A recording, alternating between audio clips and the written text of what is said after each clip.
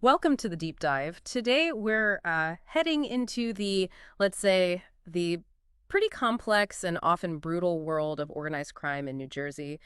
We're focusing specifically on the Lucchese Crime Family's group there. Most people know them as the Jersey Crew. That's right.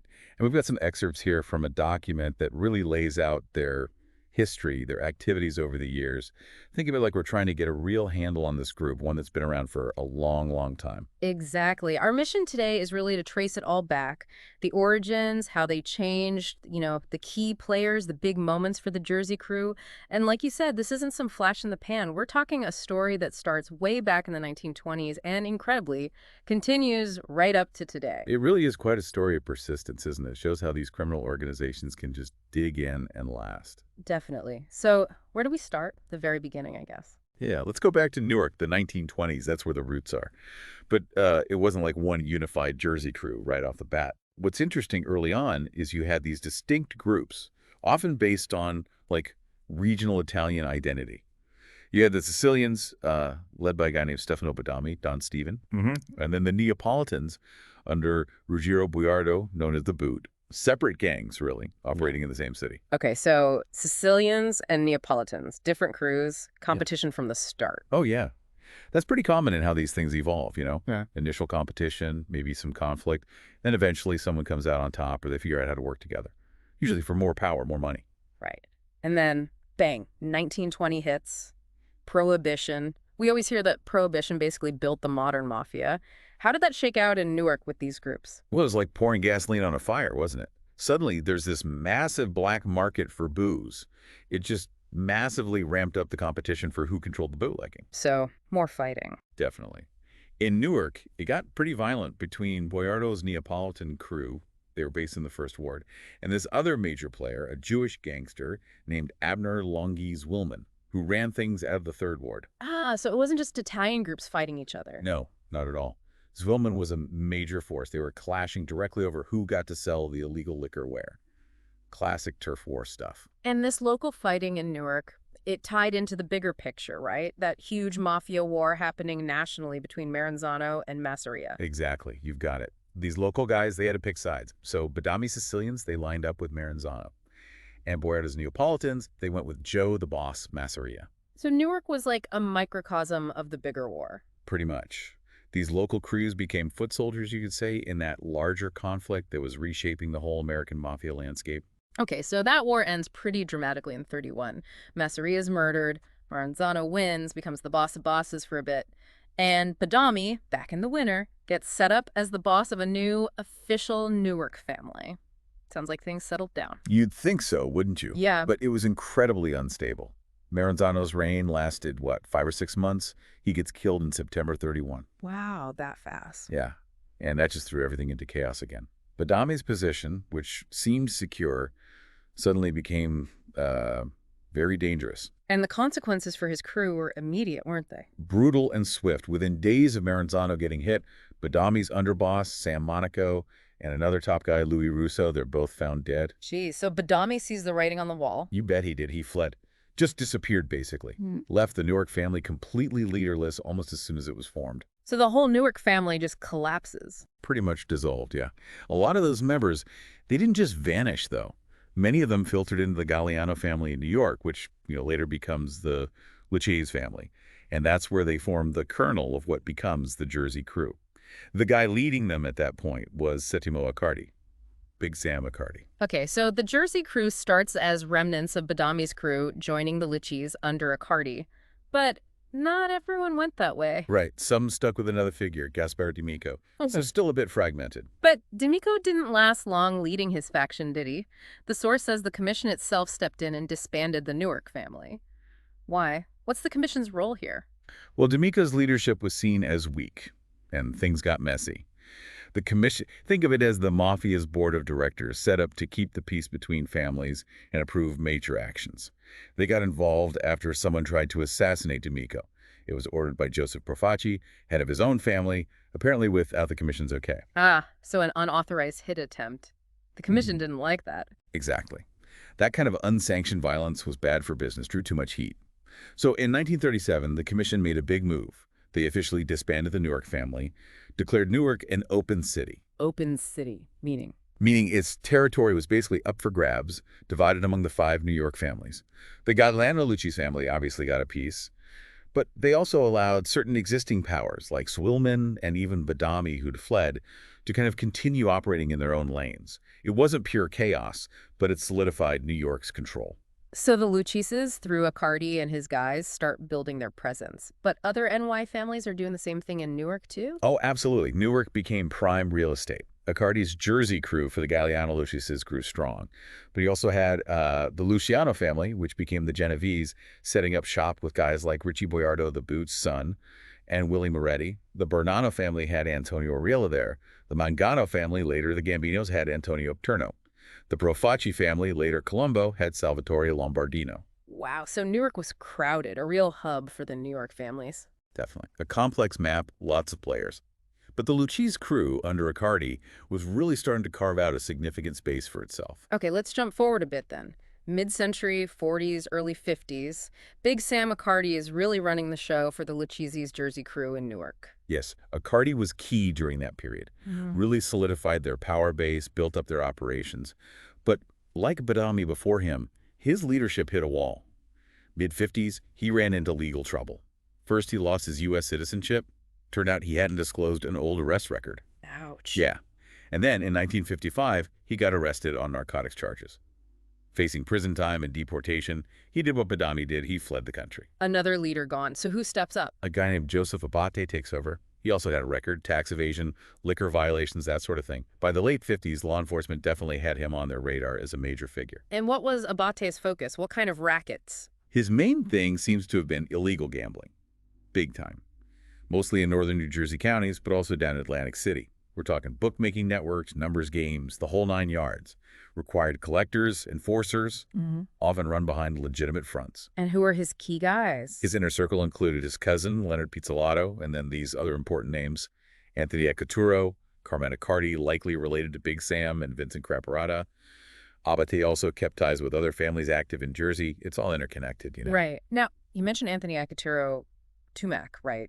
He becomes a really good name later. How did he start moving up under Abate?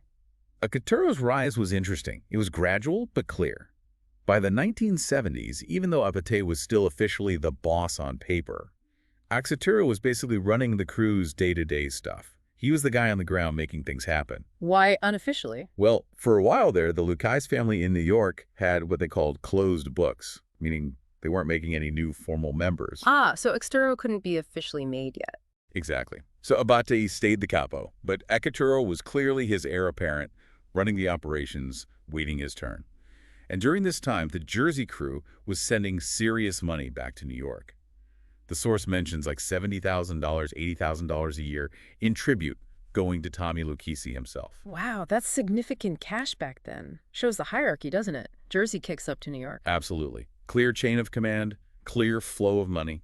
Then Tommy Lucchese dies in 67, there's some shuffling, and Anthony Corallo becomes the Lucchese boss in 73. That seems like it was a big moment for Ecaturo. Huge. Corallo and Ecaturo already knew each other, had a relationship.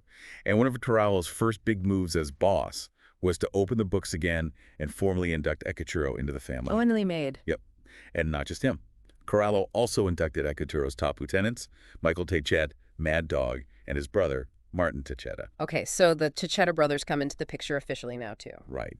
This formal induction by Corallo basically gave Ecaturo and the Techetas the official green light, the Lucchese's family's blessing, to run New Jersey. So now they're official, backed by the boss in New York. Did things expand then? Dramatically. Though, interestingly, Ecaturo himself actually moved down to Miami in the early 70s. Partly, it seems, to dodge some legal heat back in Jersey related to his rackets in Newark. So he's running the Jersey crew from Florida. Kind of. He put Michael Techeta in charge of the day-to-day back in New Jersey. And Techeta didn't just hold the line, he aggressively expanded their operations. What kind of stuff? You name it. The source lists arson, burglary, loan sharking that's huge, lending money at insane interest rates, extortion, illegal gambling was still massive, and drug trafficking too. A very diversified criminal portfolio. Sounds incredibly profitable. Hugely. They were generating hundreds of thousands of dollars a year, flowing back up to Corallo in New York. Yeah. This really cemented Ecaturo and Techeta as the most powerful mob guys in New Jersey during that time. But things rarely stay stable in that world, do they? The 80s and 90s sound like they brought a lot of trouble. Internal conflict.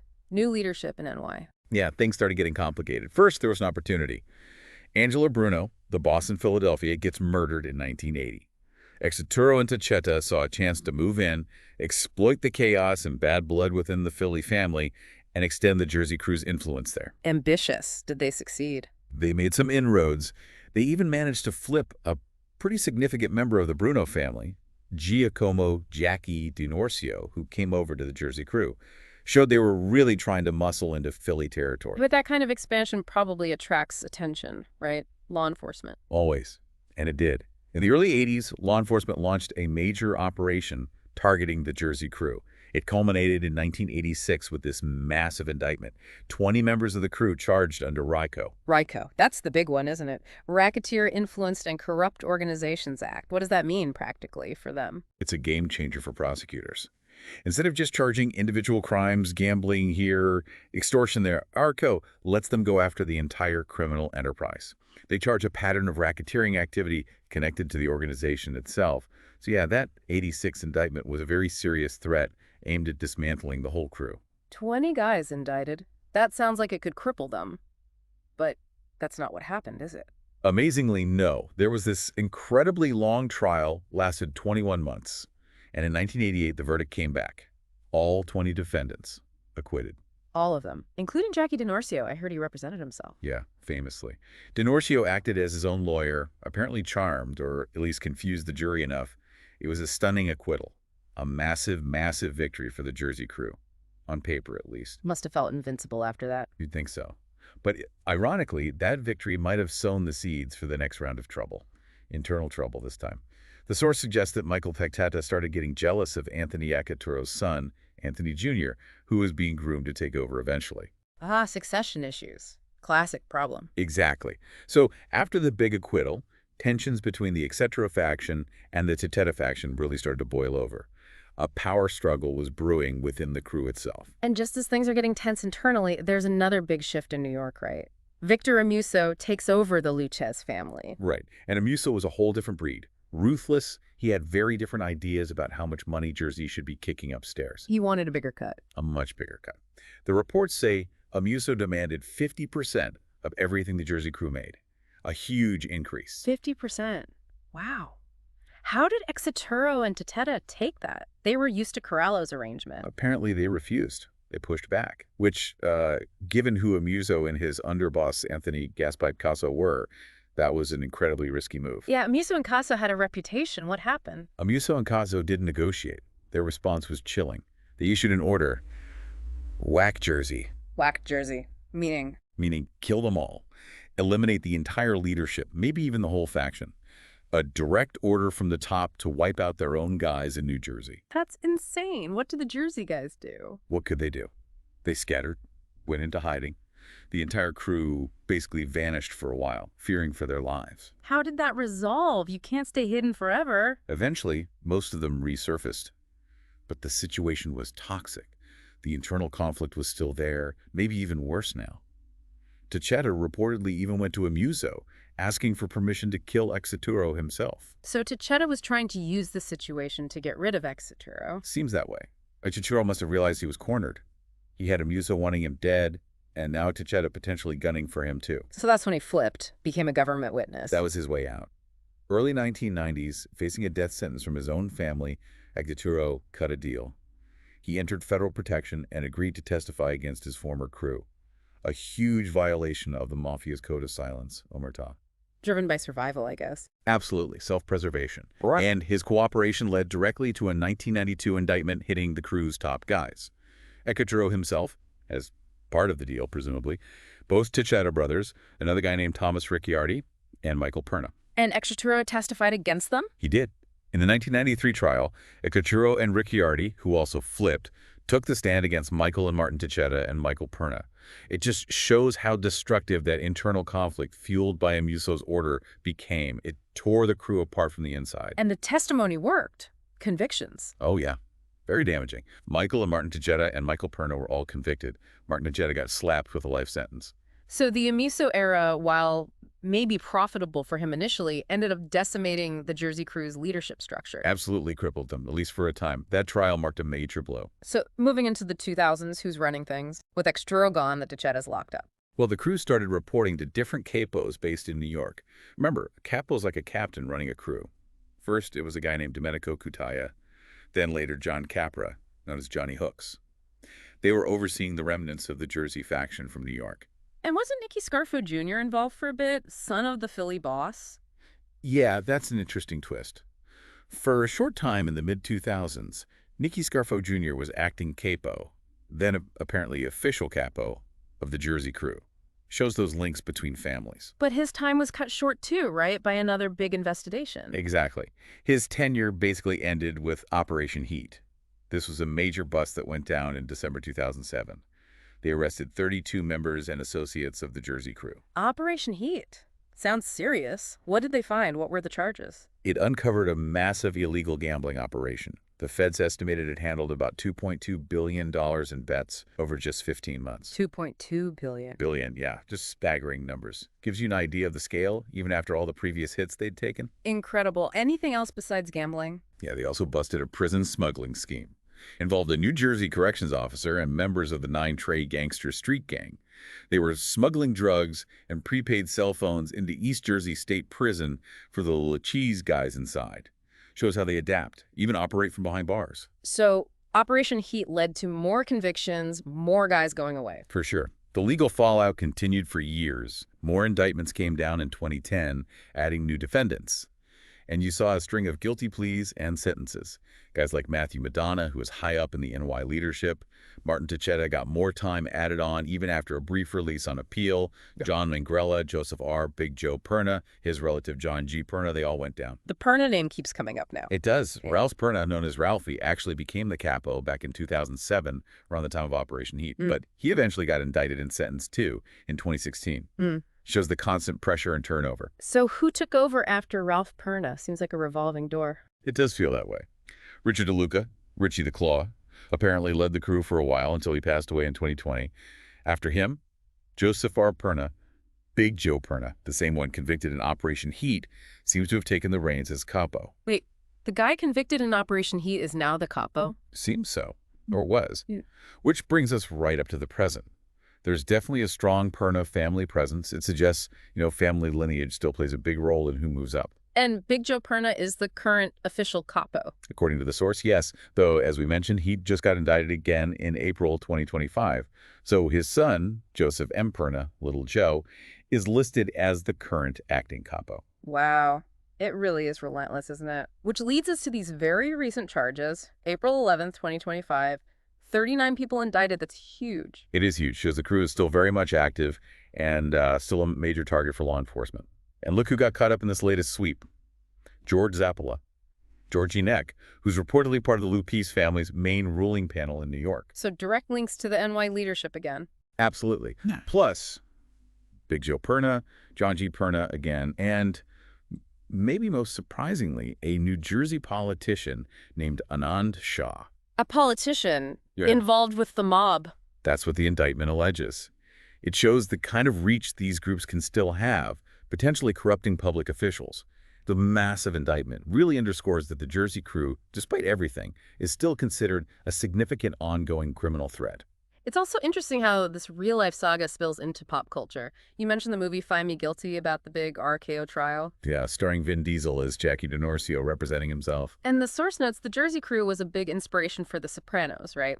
The fictional DeMeo family. Some people even think Michael Dichetta was maybe a model for Tony Soprano. Yeah, there's definitely speculation about that. Dichetta, the Jersey setting, the complex family dynamics. You can see the parallels. It shows how these real gritty stories just capture the public imagination. It really does. So wrapping this all up, what's the main takeaway from this deep dive into the Jersey Crew? I think it's their sheer persistence, really. The Lucchese family's Jersey faction is just this incredibly resilient, adaptive criminal enterprise. From those early fragmented days in Newark through prohibition, consolidation, internal wars, countless indictments, leaders getting killed or jailed, they just keep going, keep evolving. Decades of law enforcement pressure, major RECO cases, high-level defectors, and yet here we are in 2025 talking about another massive indictment against them. Exactly. It's a testament, maybe a dark testament, to the enduring nature of organized crime, especially in places like New Jersey, where it has such deep roots. They just find ways to regenerate and adapt. Which leads us to a final thought for you listening in. When you see this cycle, leaders rise and fall, crews fight internally, law enforcement cracks down, but the organization somehow endures. What does that tell us? What are the deeper societal things, maybe, that allow organized crime to persist like this? And looking ahead, with technology changing everything, law enforcement getting more sophisticated, what does the future actually hold? Can organizations like the Jersey Crew keep adapting, keep surviving? It's a really complex question, isn't it? Definitely something to chew on. Absolutely. Well, thanks for joining us on this deep dive into the long and turbulent history of the Jersey Crew.